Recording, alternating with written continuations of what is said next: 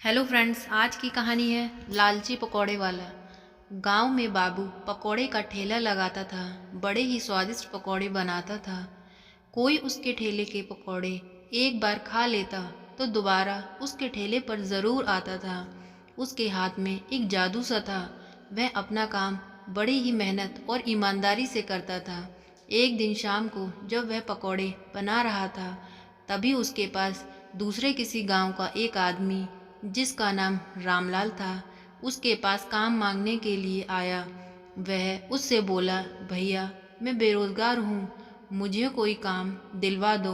बाबू ने कहा, मैं किसी और काम के बारे में तो नहीं जानता, पर अगर तुम चाहो तो मेरे ठेले पर पकौड़े बनाने का काम कर सकते हो। इसके बदले में मैं तुम्हें पगार भी दे दूँगा। और रामलाल बाबू के साथ काम करने को तैयार हो गया। अगले दिन से ही वह उसके ठेले पर काम करने लगा। वह वहाँ पकौड़े तलने का काम किया करता था। एक दिन बाबू को कहीं काम से जाना था। बाबू ने कहा, रामलाल आज पूरा दिन ठेला तुम्हें ही संभालना है, अच्छे से ध्यान रखना। और बाबू ये कहकर वहाँ से चला गया और रामलाल ने अपना काम शुरू कर दिया। उस दिन बहुत पकौड़े बिके और रामलाल की अच्छी कमाई हो गई। ज़्यादा पैसे देखकर रामलाल के मन में लालच आ गया और उसने सोचा कि मैं कुछ पैसे छुपा कर अपने पास रख लेता हूँ, बाबू को आधे पैसे ही दूंगा। अगले दिन बाबू जब ठेले पर आया तो उसने रामलाल से पिछले दिन का हिसाब पूछा, तो रामलाल ने उसके हाथ में 1,000 रुपये दे दिए, जबकि उस दिन 2,000 की कमाई हुई थी।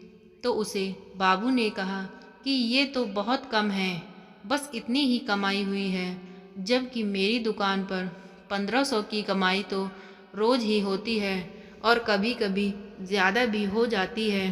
पर रामलाल ने कहा, तुम ऐसे क्यों बोल रहे हो? क्या तुम्हें मुझ पर विश्वास नहीं है? अगर तुम मुझ पर शक कर रहे हो तो मैं पकौड़े बनाना जानता हूँ और अपना ठेला अलग भी लगा सकता हूँ। तब बाबू ने कहा, तुम ठेला ज़रूर लगा सकते हो, पर तुम्हें नहीं पता कि मैं अपने पकौड़े पर एक मसाला जो किसी को नहीं पता अलग से डालता हूँ, और बिना उस मसाले के तुम्हारे ठेले से पकौड़े कोई भी नहीं खरीदेगा। रामलाल ने सोचा कि यह ऐसा क्या मसाला डालता है, मैं आज इसके घर जाकर देखूंगा। शाम को रामलाल उसके घर आ गया और चुपके से खिड़की में से देखा कि बाबू एक डिब्बी में से कोई मसाला पकौड़े के ऊपर छिड़क रहा था। और रामलाल ने चुपके से जाकर वह डिब्बी ले आया और उसने अपना अलग ठेला लगाया।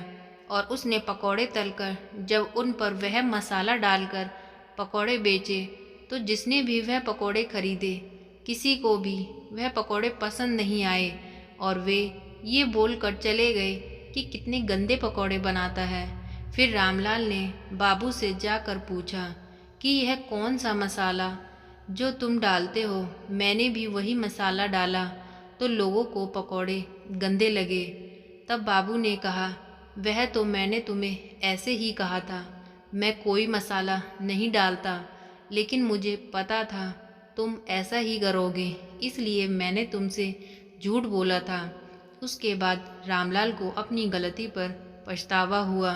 उसको समझ आया कि लालच करना बुरी बात है।